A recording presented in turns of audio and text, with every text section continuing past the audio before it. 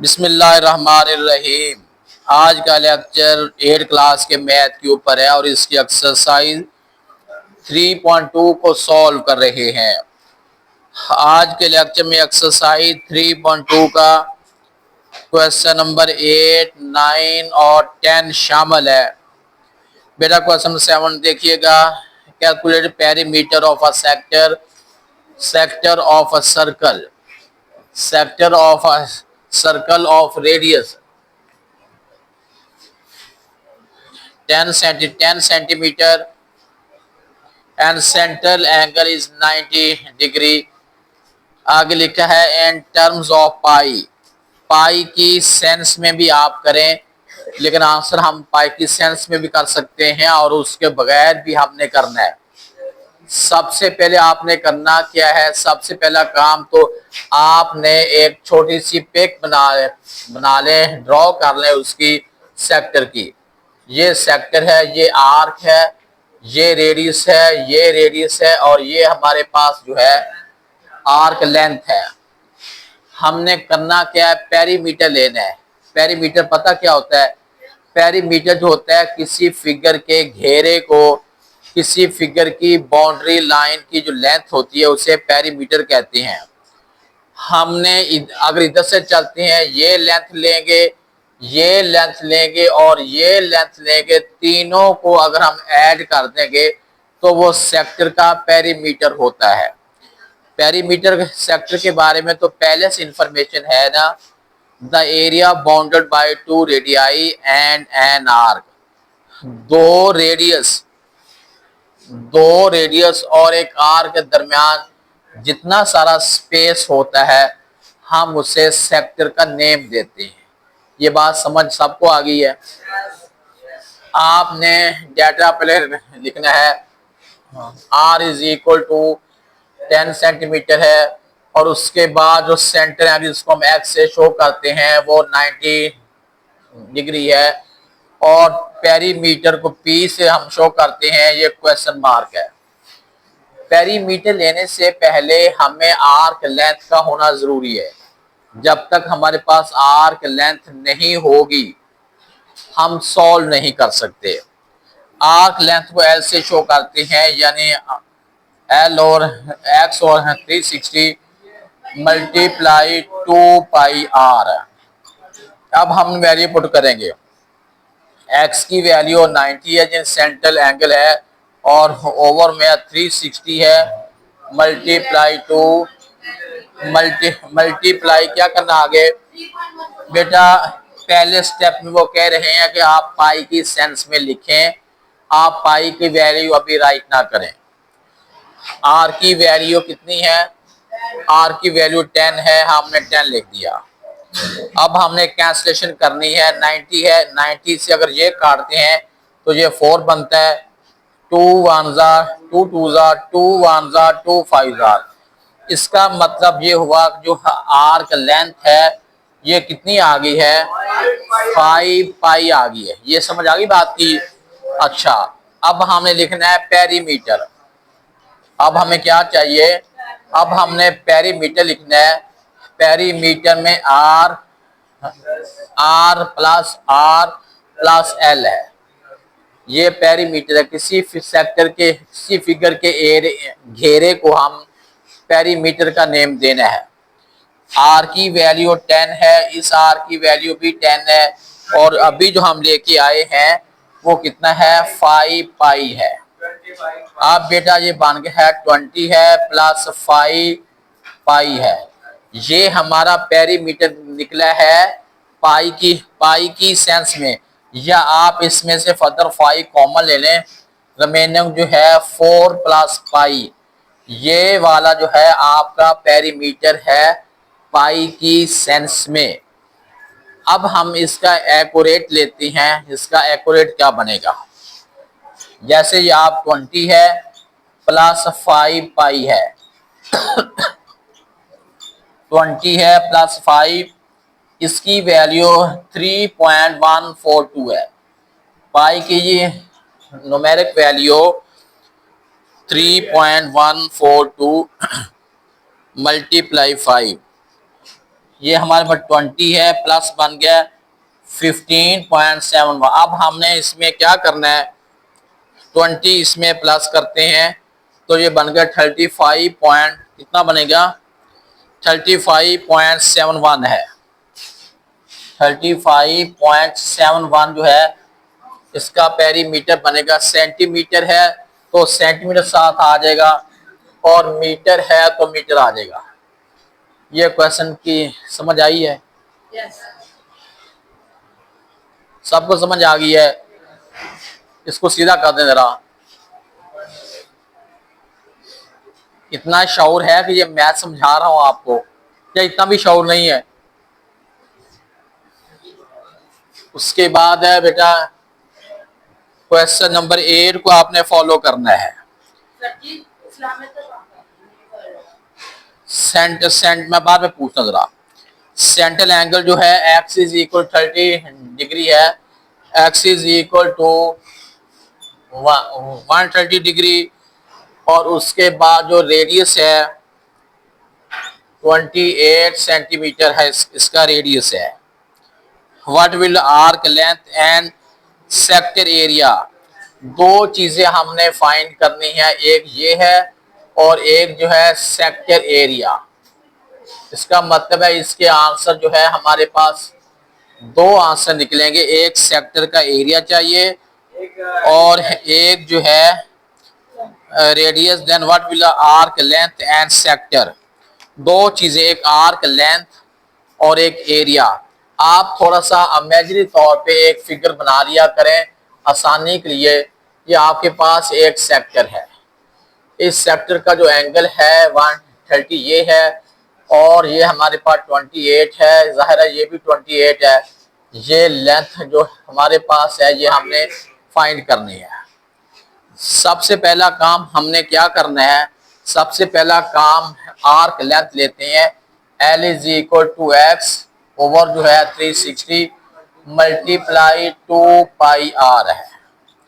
X कितना हमारे पास है, एक्स जो है 130 है और ओवर में 360 मल्टीप्लाई 2 मल्टीप्लाई 3.142 मल्टीप्लाई जो रेडियस है, कितना रेडियस है 28 है। बेटा एक मिनट छोटा सा काम और करता हूं, क्योंकि जब ये 28 आ गया ना, रॉन्ग नहीं है, मैं इसकी वैल्यू फ्रैक्शन में लिखने लगा हूं 22/7।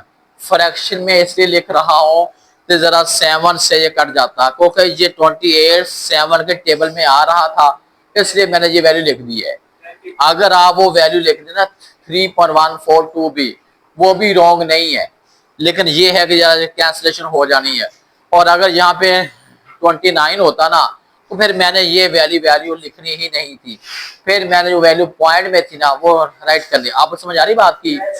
जब मैंने 28 लिखा मेरे माइंड में आ गया कि 7 के टेबल में आता है, तो पाई की वैल्यू जो है फिर वो 22/7 कर देते हैं।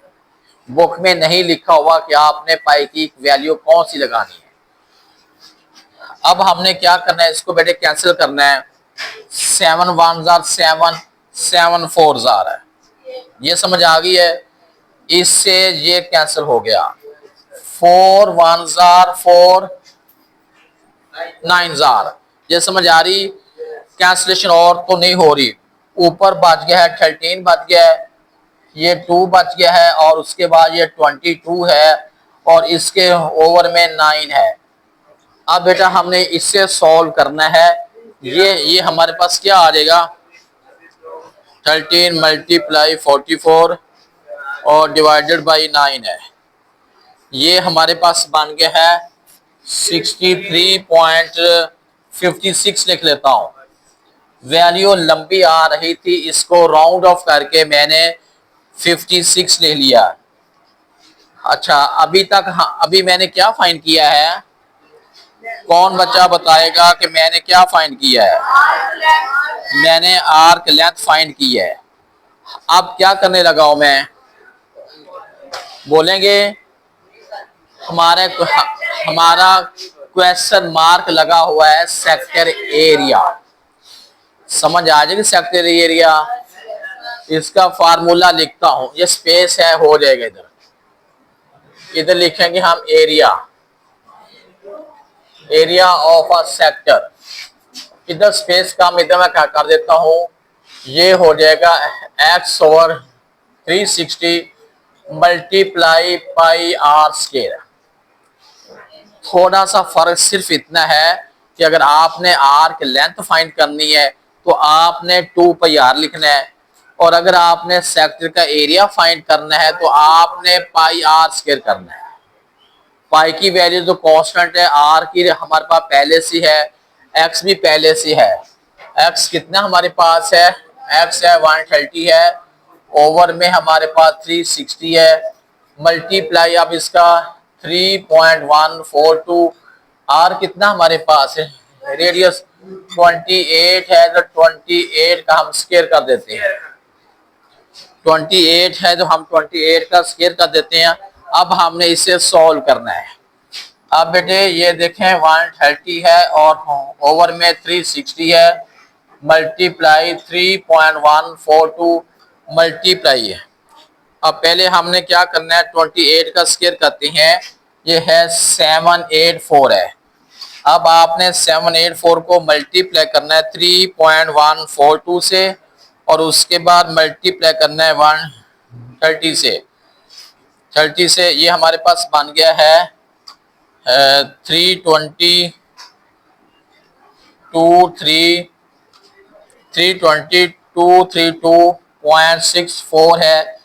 इस वैल्यू के ऊपर अब हमने 360 को डिवाइड करना है, डिवाइडेड बाई 360। ये आंसर बन गया है 889.54 सेंटीमीटर स्क्वायर। बेटे एरिया के साथ हमेशा स्क्वायर लिखते हैं, खास सेंटीमीटर स्क्वायर हो मीटर स्क्वायर हो। कितने क्वेश्चन हो गए हैं हमारे, 8। अब एक क्वेश्चन जो है, और एक क्वेश्चन अभी और करते हैं, एक क्वेश्चन अभी और करते हैं, उसके बाद फिर इसको जो है फर्दर हम करें। क्वेश्चन नंबर 9 है, इस पोर्शन को साफ करके क्वेश्चन नंबर 9 को सॉल्व करते हैं।